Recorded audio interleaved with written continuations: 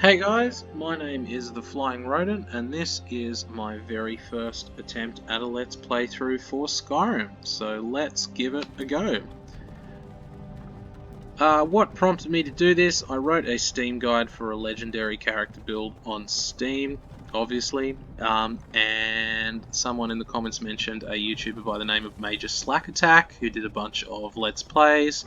Obviously going to be a lot more well edited than this attempt at a Let's Play. But I decided I might as well give it a go for myself. So here we are. As you can probably have noticed, I've got a bit of an annoying nasally Australian accent, which also explains why I spell words like armour with an O-U-R at the end rather than an O-R, for those that have read any of the guides that I've written. And yeah. So, what is the point of this particular character build? Well, a little bit more about myself, I guess. I started playing Morrowind the year it came out, when I was 12 years old, so for those that are keen to do arithmetic in their heads, I can figure out how old I am from there. And I played that game to death when I was a teenager, and then Oblivion came out, and I played that not as much to death as Morrowind, and then Skyrim came out, and then I played that to death for around about a year, and then put it down, and then gradually have revisited all the games, starting with Morrowind, and then Oblivion, and then finally Skyrim. So yeah, through the process, I had spent a lot more time playing games. I'd always had a bit of an interest in trying to create optimal builds, which is kind of a bit weird thing to do for Bethesda games, because they're meant to be open-ended and they can be buggy, and there's a lot of ways to exploit the engines, yada yada yada. But I decided to do somewhat interesting builds for Morrowind, Oblivion, and Skyrim. The one that I've decided to do for Skyrim this time, I've written up in the guide. I've made it quite open-ended compared to the Oblivion one, and there's actually 5 different races that you can choose. So what we're going to do when we finally roll into town is I'm actually going to let fate decide which race I'm going to choose. I'm going to use a random number generator between 1 and 100. There are 5 races that I've selected in my guide that I think are useful in alphabetical order. They are Breton, Dark Elf, High Elf, Nord, and Orc. So what I'm going to do is I'm going to use the random number generator between 1 and 100. 1 to 20 will be Breton, 21 to 40 will be Dark Elf, 41 to 60 will be High Elf, 61 to 80 will be Nord, and 81 to 100 will be Orc. And we'll let fate decide which one of the 5 races I will choose for this build, because any of them are viable. Technically, beyond that, any of them are viable. I tried this a little bit with an Argonian for a while and it worked quite well, but for this Let's Play we'll stick as close to the information in the guide as possible, because I am trying to, by proxy, explain what's in the guide. So here we are. We've rocked up. Railof's telling us that it's the end of the line. Thank you, Captain Obvious. Lorik is panicking because he's, or Lokir rather, is panicking because he's realised he's probably about to get executed and he's going to run off within the presence of lots of military around, which isn't a great idea, but hey, he's probably panicking and not thinking straight. Everybody else is standing around looking pretty cool. Ulfric Stormcloak, Jarl of Windhelm. It has been an honor, Jarl Ulfric. Ralof of Riverwood.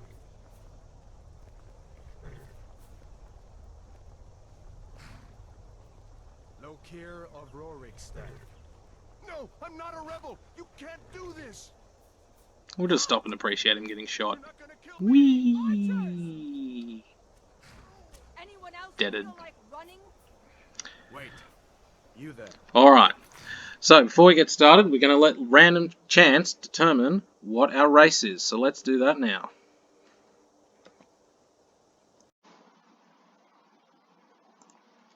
Alright, so just to reiterate, 1 to 20 is Breton, 21 to 40 is Dark Elf, 41 to 60 is High Elf, 61 to 80 is Nord, and 81 to 100 is Breton, is Orc. And we are going to be 21, which is a nope, we're going to be 78, which means that we're going to be a Nord. We're going to be a Nord mage. There you go. I haven't played a Nord with this version of the build before, so that's good. We're going to do something different. Sweet!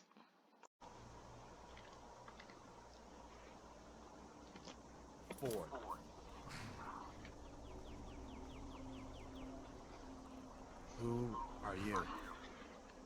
Alright, so, random chance, once again, we got number 78. 1 to 20 was Breton, 21 to 40 was Dark Elf, 41 to 60 was High Elf, 61 to 80 was Nord, and 81 to 100 was Orc. We got 78, which means that we're going to be a Nord Mage. So, why is Nord a particularly useful race for this build out of 1 of 5? Well, Nord gets 50% frost resistance, and there are some frost things in this game. So, what we're going to do, I don't know if I'm going to spend too much on changing the presets too much, to be honest, because half the time your head's going to be covered by a helmet. At least your hair is kind of important in this game. Dirt, meh. I've never really been one to fiddle around with visuals. I know in Oblivion you can spend ages and ages creating the most obscene looking characters ever, but they've kind of dialed that down a little bit in Morrowind in Skyrim. So what we're going to do is I'm just going to do the one thing that I usually do with my characters who have the option to do that, and that's change the hair to a mohawk and then make it some stupid colour and then leave it at that. So I assume Nords can do mohawks. Can Nords do a mohawk? Yeah, there we go. Nords can do a mohawk. And then we're going to make it... What's the most obscene colour that we can make this mohawk? We've got a grey-haired mohawk. What else have we got? Apologies for my lack of ability to use this. The last time I played this was on a console, so I'm actually a lot worse at this now on PC than I am on console.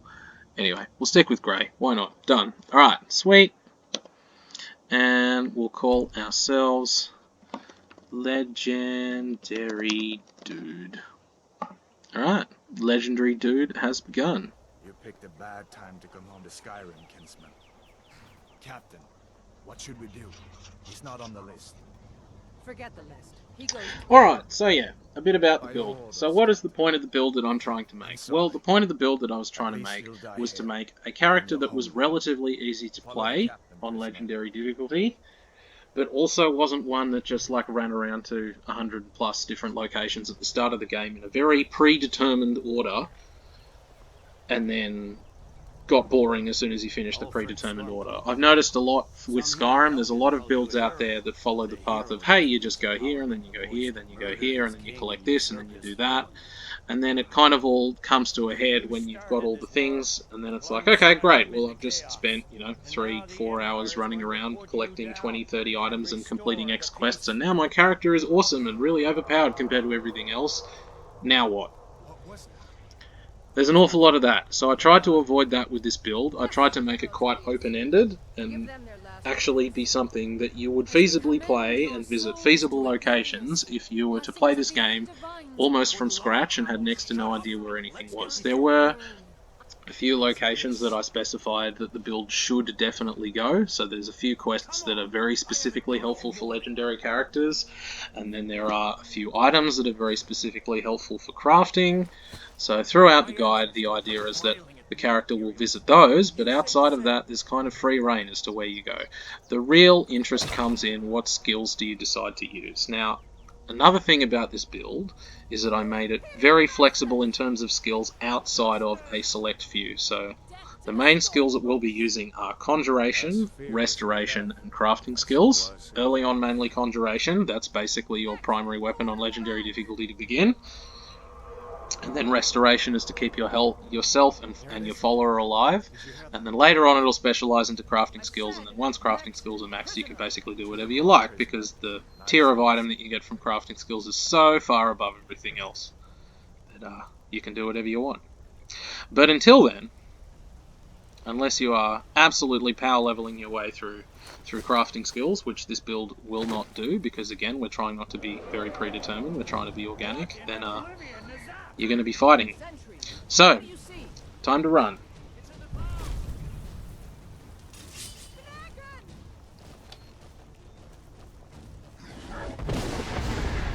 Also, I apologise if the frame rate is absolutely horrible. I'm playing on an old computer with absolutely minimum settings, and it is at least keeping things together and recording this video, so that's all I care about at the moment. And it's time to run. Whee! Thanks, Alduin.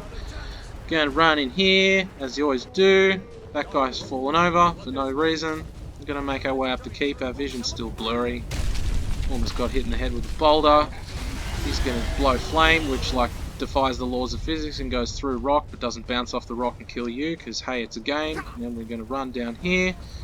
We're going to get burnt a lot on the way, because it's legendary difficulty and you die really quickly. We're going to hopefully not die at this stage of the game. Wait for Alduin and his physics-defying flame to hit the ground. There we go, it's just going to like casually bounce off the ground and not go around the corner. Because gases don't diffract in this game very much. Not that gases normally diffract, but they'd kind of make their way around the corner normally if this was normal. And Alduin just landed behind me, so I just avoided him. Thanks, Alduin. And then that person's dead. We're going to run past this archer. Now you have the opportunity to choose either Ralof or Hadvar. It really doesn't matter which one you choose. I chose Ralof for the guide, so I'm going to choose Ralof here to keep things visually consistent.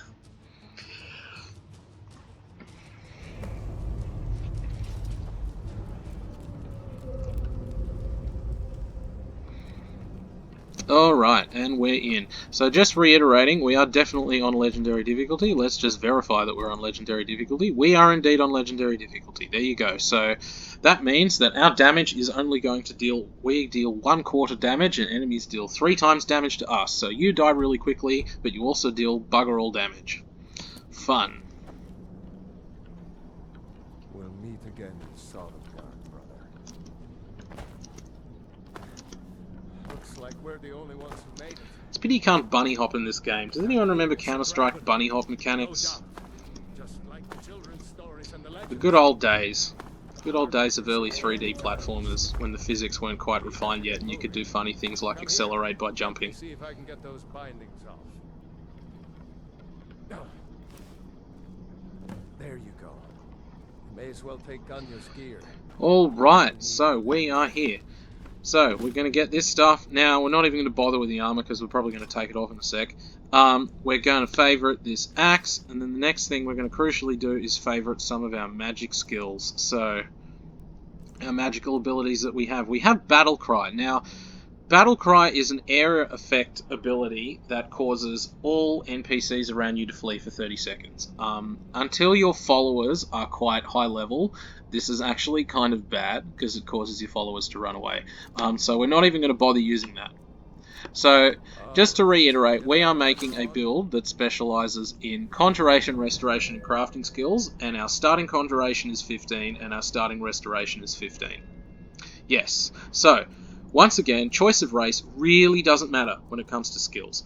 Now, we are Nords, so we're going to have lots of two-handed that we're never going to use. Our one-handed is kind of high, which will be actually, if anything, a bit of a detriment to the early stages, because you kind of use one-handed in the early levels mainly to gain experience. Just to get yourself a few levels, to get yourself some early perks. Your archery is 15, that's probably the weapon skill we're going to use the most. Line armor you'll use later on in the game. Sneak you can use a little bit early on, and you can definitely combine it with archery to become the meme stealth archer. Lockpicking is lockpicking, pickpocket is pickpocket. We're not going to bother focusing on these skills too heavily. I know there's heaps of ways that you can improve pickpocket early on in the game. We're not about that. Now, speech. We will be trying to increase speech to 50 because at some stage we're going to want this perk here because that makes it a lot easier to sell particular items to particular merchants, and we're going to be crafting at some stage. More on that later. Alchemy, we are going to use a little bit of alchemy early game, but not just yet. We're not going to focus on this too heavily. Again, I want this to be a bit more of an organic playthrough, so it's not like we're just going to run to all of these locations and pick X, herbs lying around and then make X poisons and then power level it to 70 or whatever.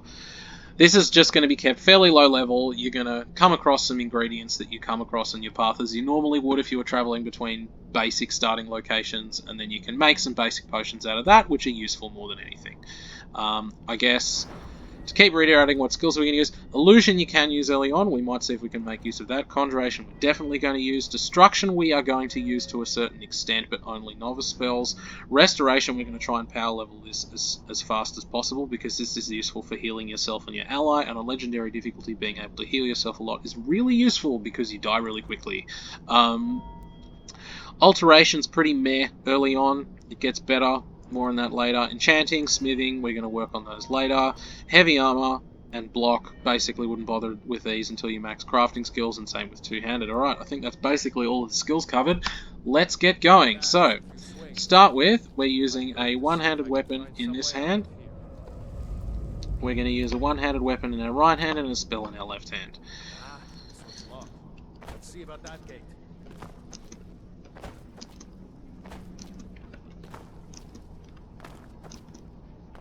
Damn, no way to open this. Whee! Whee! Come on, soldier! Keep moving! Take cover. You can kind of just like jump here like a butterfly and they still don't even notice you, even though there's like this grunk, grunk, grunk, grunk happening in the background. But here we are. Alright, it's time for the first fight. Now, if you're lucky, they'll both target Feindal. One of them might target you. If they do target you, then you kind of just run around in circles until they target Feindal. This is legendary difficulty, so you are trying not to get hit if you can avoid it. And all you're doing in the early stages of the game is just trying to hit them. Pretty stock standard stuff. If one of them hurts, if one of them decides to hit you, I'll see if I can get one of the guys to hit me and get engaged in the duel, just sort of just show what do you do if you happen to get targeted. Oh, there we go, good. Finally one of them's going for me. Now for some reason it's like unequipped. Ah, that's what I need to do. Here we go. Alright, our health is a bit low now, so just going to heal up and run around in circles, hopefully not into him. Yeah, thanks. I know it's low.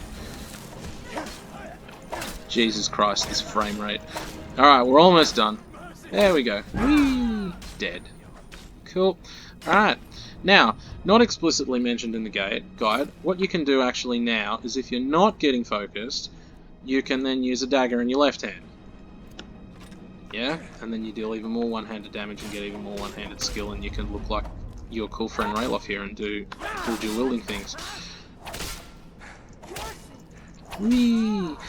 So, what is the point of using one-handed early on? Purely the point of using one-handed early in the game is just to get experience. All you want is experience early on in the game to try and get perks. We're not all about trying to not level up with this build. If anything, you want to level up as soon as possible. How can I punch and have a dagger in that? That's an interesting stance. Oh, there you go. Today I learned. I can punch and stab people. I am the prison guy. Okay, there we go. Alright, we're in. Let's get our axe back, shall we? Let's make that 3. This is another thing I'm not accustomed to, is actually using numbers. I'm used to playing this on the Switch, and you just scroll up and down the menus. There's none of this 1 to 8 nice quality of life stuff that you got at the moment. Alright, so I'm just going to run like a headless chicken at this log, just to show like what happens if you get focused. What do you do? So I do advertise in the guide that like you take a noble coward approach to fighting. So what that means is you basically just like run around your allies and hope that they change target. If they don't change target, then I guess I'm kind of screwed. Oh no, there we go, they're not changing target. There we go, one of them changed target, that's nice. So now we're just... Okay, he's very keen on killing me, so what I might do... There we go. This frame rate is freaking shocking. Anyway, we'll get used to it.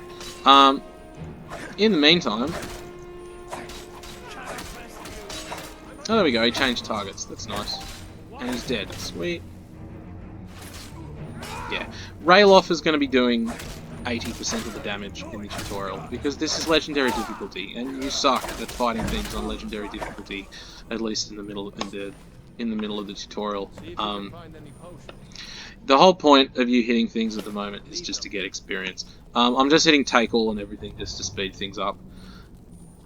But there probably is, like, you know, a determined order of worth of things that you should take and shouldn't take. But I'm just playing this almost like I'm a complete newbie, which in a way I am. I took a break from this game for like 8, 9 years, and I had no idea where most things were.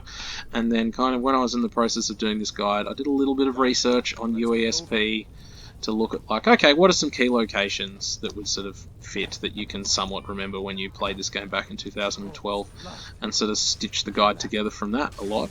And then I found out after the fact, of course, that like people have played this game to death, and so there's probably a lot of stuff that I've missed. Jeez, I'm hopeless. This will be a lot more manageable when you have summons and destruction spells and all that jazz. Let's see if I can... Oh no, okay. I can't use this menu to, like, equip shit in the offhand, can I? And I probably shouldn't swear. Let's just assume I didn't swear there. Alright. Let's just take all of your stuff, and then... get rid of that.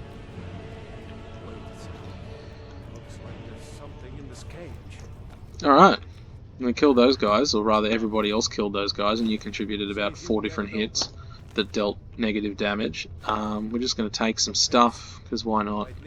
There's a shield over here. If you like shields, you can use a shield and a mace. I'm not going to use a shield, because I'd rather not take damage unless I'm like intentionally trying to do it for entertainment value. But the stuff in here, you definitely want to use, because you're basically a mage. So now we're finally going to get some mage gear. And Jesus Christ, this is laggy, so now I need to figure out how you actually lockpick. A to D rotate lock, and mouse to rotate pick, and then what's pick? Jesus Christ. Ah! S is pick. W and S. Okay, WASD. WASD is pick. There you go. Alright. Well learning. You're probably all the way over here, because no, you're in the middle. You're just going to comp me out. The intro novice lock is in the center, and it took me 20 seconds to solve. Aren't I good at this game? Alright, and then we're going to take you, and then we're going to put you on, and left click is not inventory, that's Morrowind. So, again, reiterating, I played a lot of Morrowind, and then a little bit of Oblivion, and then I played Skyrim 8 years ago, so my muscle memory for this game is absolutely shot. Yay! Anyway, we got a novice hood and we got a novice robes on now. We are officially, well, sort of a mage. Even though our magic skills are naught. So what we're going to have to do first, I guess, is we're going to have to get some perks so that our magic is not so horrible, because at the moment, again, Conjuration and Restoration are 15, and they're the 2 magic skills that you're going to be using early in the game. Alright, anyway, we're going to follow this. I'm not even going to bother looting any of these. This room, from memory, is usually the room that you get over encumbered because there's a lot of stuff in it. There's also a lot of people to fight for you, and we are on Legendary, so I probably shouldn't be charging in like a bull at a gate. I should just wait for my Stormcloak buddies to engage. So there goes the Stormcloak guys.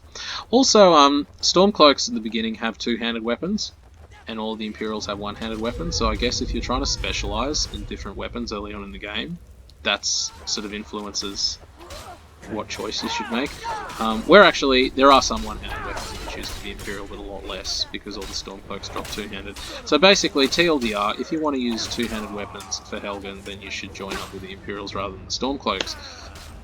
Oh cool, now he's just decided to hit me because he's being annoying. I'm probably going to have to run, aren't I? Ah, cool. I am really bad at the controls. Whee!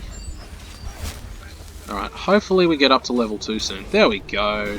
Great timing. Thank you, game. Alright, we're level 2. Hooray! So, first off, the first 10 points that you put into attributes for this build will be for Magicka, not health.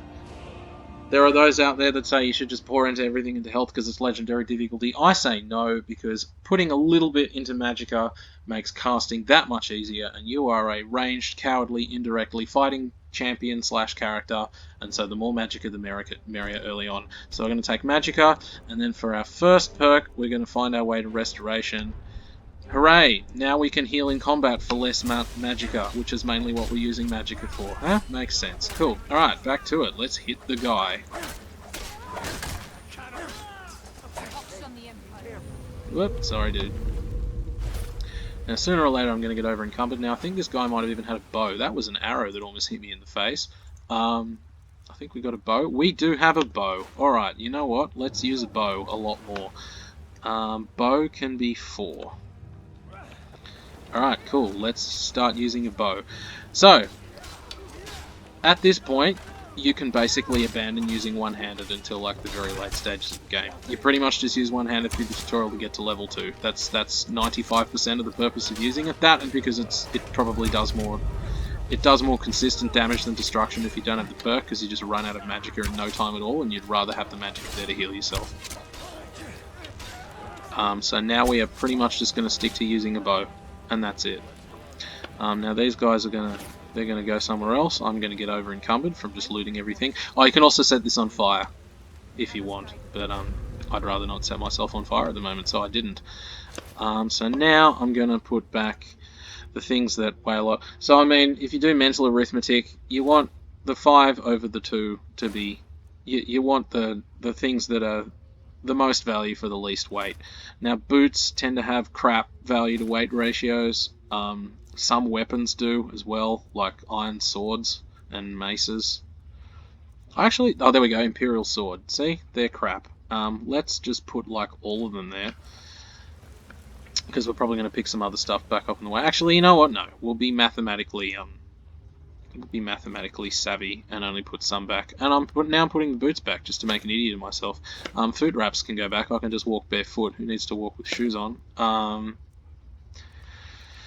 That's all good. Good. Let's put 3 back. How about that? Is that a nice compromise? I'm going to pick some flowers on the way to the town, so we'll go with 4, actually. There we go.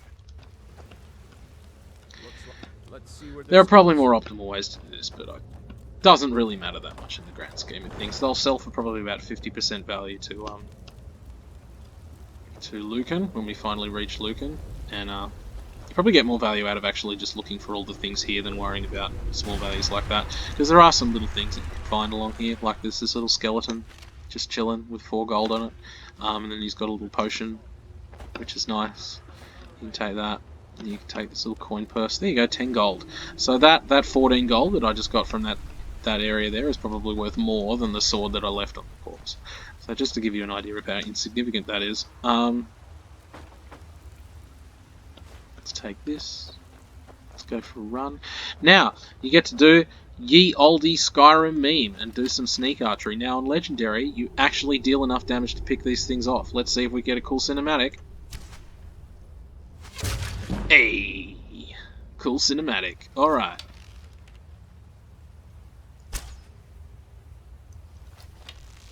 Why did that other arrow go straight and that one went lopey? That's really, or loopy. That one's weird. Anyway, that's next. And we got one more. This frame rate is freaking horrible. But it still worked because he stood up in the air, but I didn't get a sneak attack for it. Rip. Here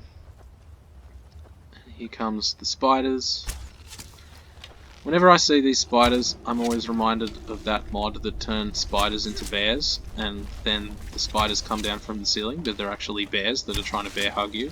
And it looks somewhat creepier than the spiders, but I think the original point of that mod was for arachnophobics. Or arachnophobes. Apparently a hugging bear in like, you know, in stance animation, not moving, is apparently more comforting to some people than spiders. But anyway, to each their own. Loot these guys. The venom. So just to give you an idea of like poison damage in this game, poison damage is kind of meh. It just unfortunately is. So particularly this is 5 points of damage, and your difficulty will affect the damage that the poison does. So that reduces it to 1.25 damage. Hooray. That's not very much at all. If you bother to power level the crap out of alchemy early in the game, then you can make some poisons that deal upwards of 100 damage, and then if you get the perk that means that you can get 2 uses out of a poison, then it becomes a legitimate thing that you can use, you know, semi-regularly. This build does not bother to do that, because again, we're trying to be fairly consistent, fairly organic. We're not trying to just like run our way to Morthal and find all the imp stools in a 2 kilometer, or find all the swamp fungal pods in a 2 kilometer radius. We're trying to play somewhat as if we're a newbie and we have next to no idea what is in the game. There is, however, a mead thing here, which I'm going to fail at taking, just because why not? There's also an iron helmet. You can't reach it from here, that's sad. You can also like walk around in circles here for like 5 minutes and then build up sneak skill if you just like a quick save and save abuse whenever he turns around to see you. I'm not going to do that, but I'm going to like try and... I'll quick save anyway in case something bad happens, because this bear can rip you apart. Oh, that was good. Yeah, I didn't want to do that, but I just did. Can I find the iron arrow? Hey, that works. That's completely unrealistic, but hey, it's nice and game friendly. So yeah, you can kind of like move on the spot and do the happy dance like this, and then gain sneak skill. Press Control to start sneaking, says the game about 10 seconds after I've started sneaking. Thanks for the advice, game. There we go. I gained sneak skill. Just to prove the point, you can do that. Now I'm going to shoot it. The bear can kill you in like 2 hits, so I'm just going to hope it doesn't go for me. There you go, it didn't go for me. Yay! If you were doing like an Iron Man mode, you probably just want to sneak past the bear here rather than risk it coming to fight you, because it does kill you in about 2 hits. Bears hurt. I'm not playing Iron Man mode though, because I'm not that silly. No, there is merit to people that do play games on Iron Man mode without saving or doing those things, but I think you have to be very into the game and also be very controlled of all the environments in your surroundings. And I live in a house with other people and also own dogs, so at any minute I might need to pause and then replay the game. Which might happen at some point during this Let's Play. I'll just like randomly stop and there'll just be this like random edit chunk where a new clip starts and it's like, and we're back again, because I had to like stop and pause and go into something else and come back because real life and stuff. Anyway, we have officially exited the cave. So as you can see from that bar there, we're about halfway to level 2, or halfway to level 3 rather, which is pretty good. You've at least got out to level 2, that's basically all you need to do for the tutorial. So the next thing we need to do is we need to head to Riverwood. Now, there are a lot of things you can do from here. I've seen some people run in this direction and get banded stuff. I've seen people run in that direction and do things. I've seen some people just like decide to run all the way around this mountain and do stuff near Riften. You can do all of these things, but again, we're going to play assuming we're a newbie, and we're going to follow the tutorial and go to Riverwood because it's kind of semi-suggested this is a nice area for you to go if you've just started the game, so that's what we're going to do. We can take a look at ourselves. Oh, there we go. I got an achievement. Yay. I forgot that PC has achievements. There we go. Here I am. Here's my ugly mug that you can't even see because I freaking fail at rotating the camera. Anyway, we'll figure that out another time. So he's saying stuff that's somewhat new. There you go. Talk to Gerda and Riverwood. You don't need to listen to anyone in this game. There's just text prompts and markers. Who needs to pay attention, right? Alright, so we're heading towards that marker. I didn't actually listen to what he was saying. How do you There we go. R is sheath weapon. That took way too long. You know, you should go to Windhelm and join the fight to free Skyrim. You've seen the true face of the Empire here today.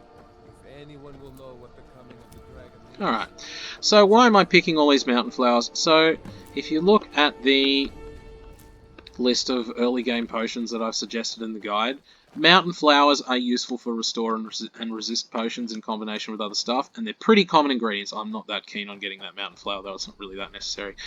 So yeah, there are different types of mountain flower. There's blue and there's purple and there's red, and they all do different things. Blue, from memory, is restore health. Blue, I think, is involved in resist frost. Purple is involved in resist frost, and red might be resist fire, but I could be completely wrong there. I'd have to check the guide. These blue butterflies, though, are really nice, because they're used for some quite expensive potions later on if you combine them with Giant's Tooth, and I have just become over-encumbered picking up flowers. That is very sad, but here we are. We'll drop something insignificant. What's something insignificant that I can drop? I can drop a... Actually, you know what? Let's go to miscellaneous. That probably has the most insignificant things that I can drop. I'll drink... Nah... Decisions. What do I get rid of so that I can keep moving? You know what? Let's just get rid of a dagger or something. I've got a lot of them. There we go. Let's just get rid of a dagger. Don't need 8 of them at the moment. Yes, buy dagger. Blonk. I just thought though that if I try to pick up the wolf pelts, I'm going to be over encumbered again. That's really sad. Anyway, you don't need the wolf pelts for anything. It's all just going to be sold. So let's skip all these shenanigans. Oh, by the way, that's a mine. We're going to visit there later. But first, we're going to get a stone. Standing stones. So these are all to mimic the birthstones that you got in Morrowind and Oblivion. But in order to give you the opportunity to change between them in this game, they made them like stones that you can move around and change. Whereas in Morrowind and Oblivion, you had a birth sign, which is basically analogous to a zodiac sign, and then you got that sign, and that was it. You were stuck with it for the whole game. But you can change in this one. But as a result, they've kind of like nerfed them a bit. There were some signs in Morrowind and Oblivion that were just downright overpowered, like the Atronach sign in Morrowind. If you knew how to get around Magicka Restoration, you just had 50% spell absorption all the time, and it was really broken. Especially if you didn't cast spells much. It was really overpowered on melee characters. Anyway, we're going to pick the Mage Stone, which means that mage skills increase 20% faster, and we're mainly going to practice mage skills. Well, to each his own. It's not for me to judge. Yes, to each his own, Mr. Brute with no brains. Alright, let's go on to Riverwood. Pick the flowers. There's some wolves down here. We can fight the wolves. Actually, you know what we might do? I might show you guys how you can best practice restoration in the early game by standing in front of a wolf and trying not to die. Because now we have a follower and we've got our first restoration perk, we should actually not burn through our magicka so quickly, and so you can quite literally just stand there and take hits and get skill. It's easier with one wolf than it is with several, so I'm probably going to regret this decision and I'm going to quick save because why not. But if you get one wolf, this is a lot safer. You can just stand in front of the wolf and be like, "Hi, can you please hit me while I gain experience?" Come on, wolves. Where are the sneaky buggers? I swear it was this rock. Maybe it's the next rock. Oh, there we go. Hi, wolf. Hit me!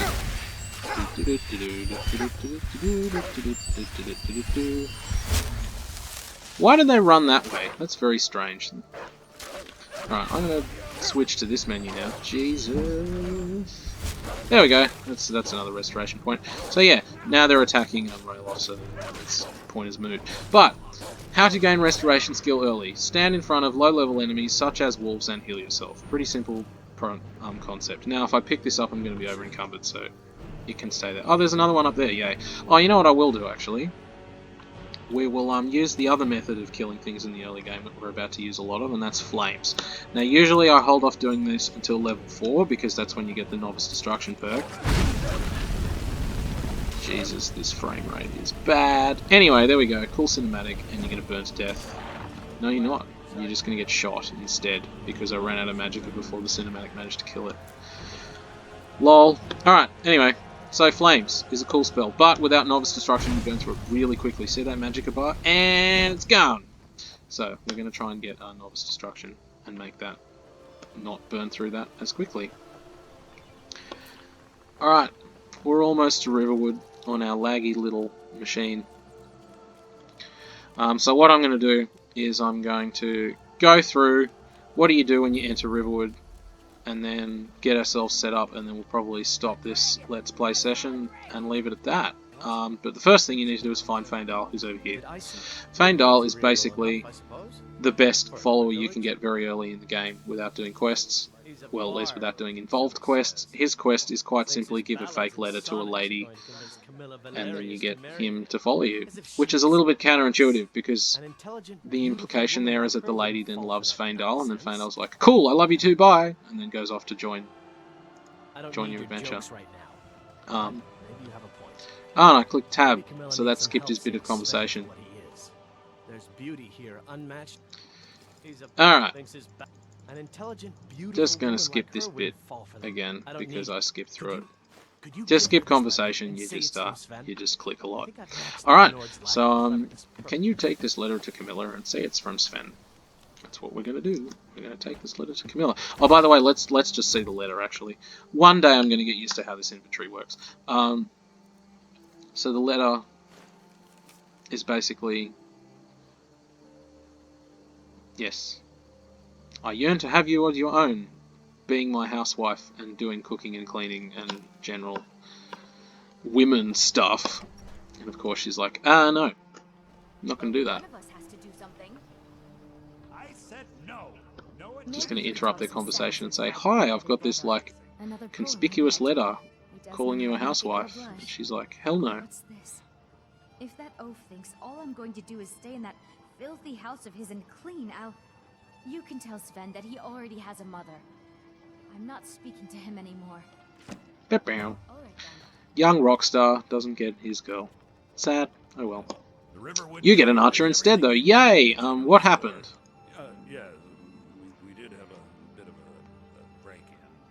We still have plenty to sell. Robbers were only after one thing. An ornament. Solid gold in the shape of a dragon's claw. You could? I've got some coin coming in from my last shipment. It's yours if you bring my claw back. Now, if you're going to get those thieves... Alright, so, you got that quest.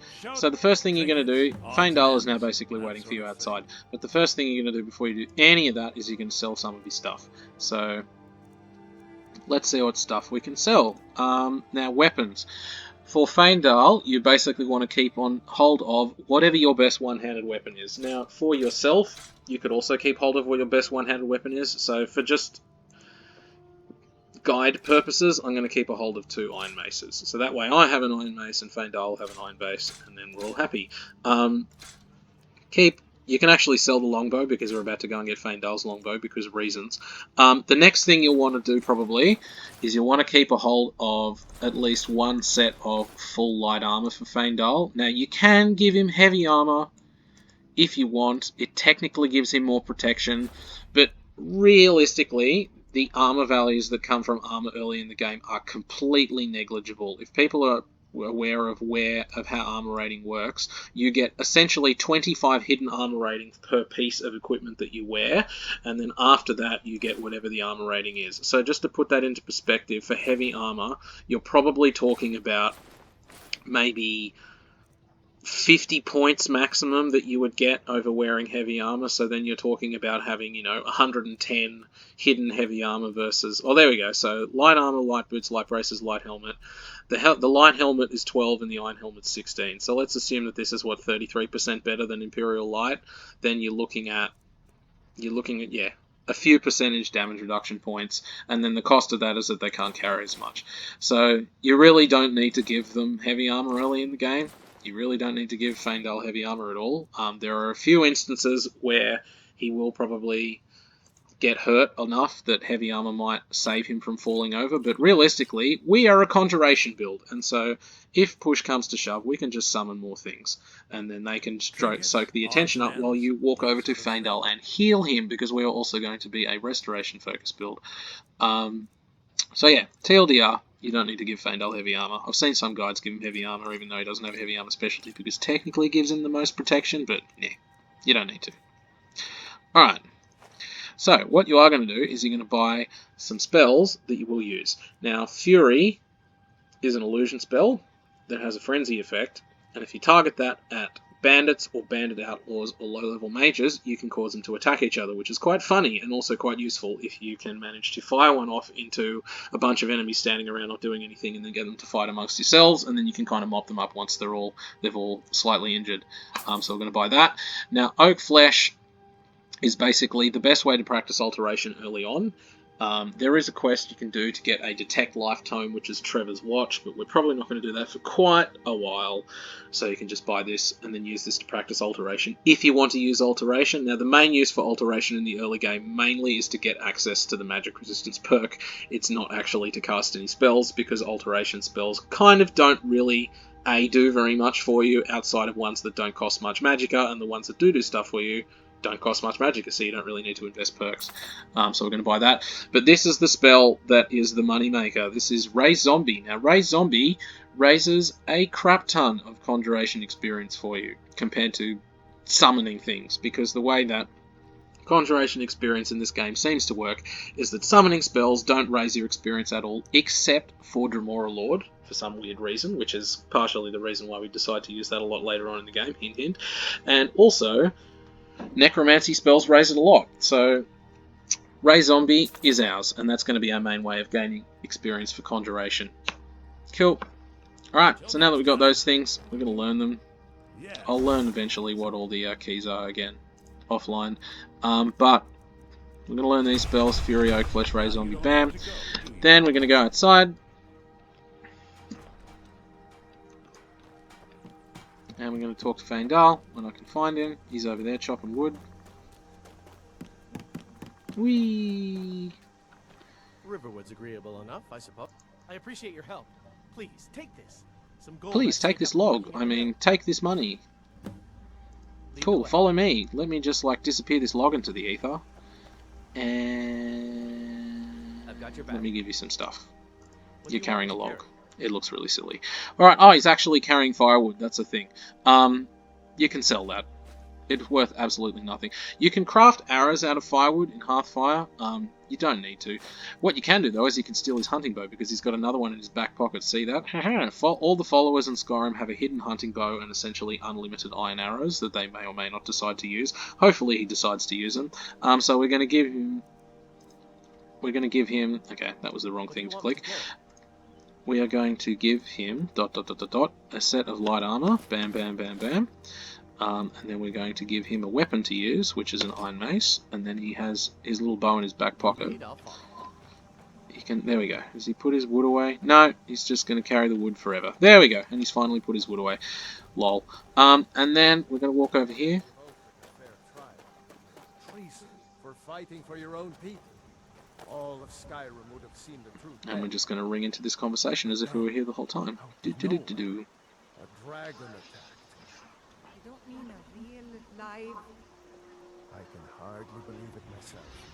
And I was there. As strange as it sounds, we'd be dead if not for that dragon. In the confusion, we managed to slip away. Are we really the first to make it to Riverwood? Boing. Boing. Nobody else has Boing. come up the south road Boing. yet. There's a mud crab over there. We could probably kill that and then resurrect it and then go and fight something else and get experience. But I will stay here Put your family in for a danger bit there, and listen. Maybe. Nonsense. You and your friend are welcome to stay here as long as you need. Let me worry about the Imperials. Any friend of Raylos is a friend of mine. Alright, and now the You best can keep bit, to she the gives you house, all of your stay as long stuff. as you like. If there is Because anything people else are you blindly need, just trusting let in me know. Riverwood and will give you all of your belongings and food because reasons. We could have just been making most of that up out of our ass. And yeah, and we get 2 silver garnet rings because you know There that is that's something to do necessary for to go to For all Whiterun. of us here. The Jarl Not needs complaining, to know of if course, there's a but, dragon on the loose. Riverwood is defenseless. We need to get word to Jarl Balgruuf in Whiterun to send whatever troops he can.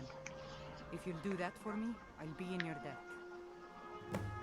Thanks. Alright, so now we have this quest to visit Whiterun. So where is Whiterun? M is... Good Let's town. figure out how we can go to... Anyway, I'll figure out all these keys eventually. Whiterun's over there. Now, we're not going to go there straight away. Whiterun has Farengar, who's the court wizard, and he sells novice and apprentice level spells. What we want to do before we go there is we want to actually get Conjuration to 25. Because then when we rock up there, we can be like, hey, now I can cast this cool Summon Flame Atronach spell for, like, next to no cost.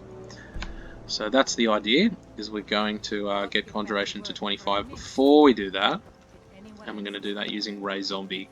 So we're going to find some enemies to raise. But before we do that, we're going to go into Gerda's house and take advantage of her hospitality and take some more stuff. And then we're going to go and sell it to Lucan. And then we're going to find some enemies to raise. But we'll probably be doing that in another video. So we'll sort of just wrap things up by taking things. I mean, you can take everything in this house. I'm just going to take some of the things that are valuable because I can't be bothered taking everything. Cheese wheel's valuable though. Thanks, goat cheese wheel. Yeah, anyway, you can take all this stuff and sell it. I'm not going to be bothered. I'm just going to take the wine because I'm an alco.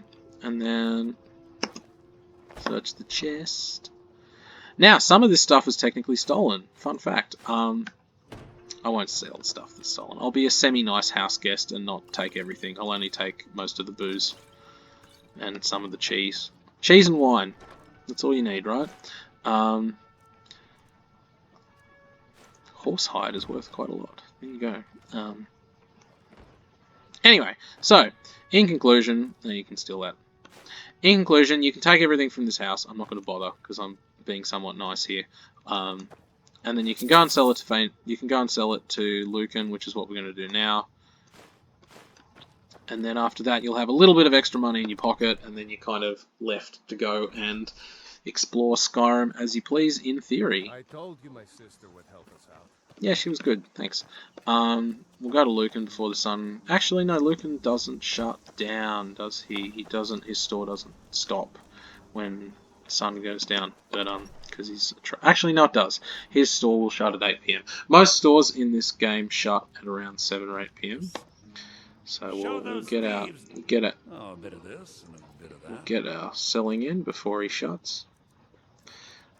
So yeah, sell that. We've got a hunting bow now, yay. So we're gonna, oh, and I technically found that. There you go. That's All new. right then. So I guess because I don't have an amulet, I should just put that on to get a little bit more money from selling things. There you go. Today I Don't learned. let my sister. Wonder where I got that from. I have a few old spell books laying about. Oh, there you go. So you can Want say more, that. You'll have to go to the College of Winterhold. And he tells you about the College of Winterhold. There you go. So that's how you learn about the College of Winterhold if you're not just cheating and using UESP or the internet. He tells you. There you go. Sell some wine, sell some bread. You can sell all this stuff. What you can do early on actually is if you want to make some vegetable soup, you can be extremely mindful of the food that you go around, and then you can use, I think it's his stove at the back here to make some vegetable soup. We're not going to bother making vegetables. Yeah, you can use his little stove here, his little cooking pot, and then you can use, I think it's like leek, potato, tomato, and cabbage, which you can all find in around Riverwood, and then you can make yourself some vegetable soup, and then you can infinitely power attack for 12 minutes. Yay. But we're not going to bother doing that. Alright, I think we'll leave it here. That's a fairly good playthrough. So the next thing we're going to do is we're going to head to Empshard Mine, which is over here, and we're going to use that to try and raise Conjuration to 100. So I guess the final thing that we're going to do is we're going to quick key our new spells. So we've got Fury, we've got Oak Flesh, and we've got Raise Zombie. And we'll quick key Sparks as well. Sparks is pretty much only useful for taking out Dunmer, because Dunmer are 50% resistant to fire. But other than that, you basically don't use it. Pretty much Flames is useful for everything else, because it does targets on fire take extra damage, so it does extra damage. And Sparks also costs more, because of reasons. So yeah, there we go. That concludes this particular session, so we're going to save. And yeah, hopefully this can become a thing, and I wish you guys a great day.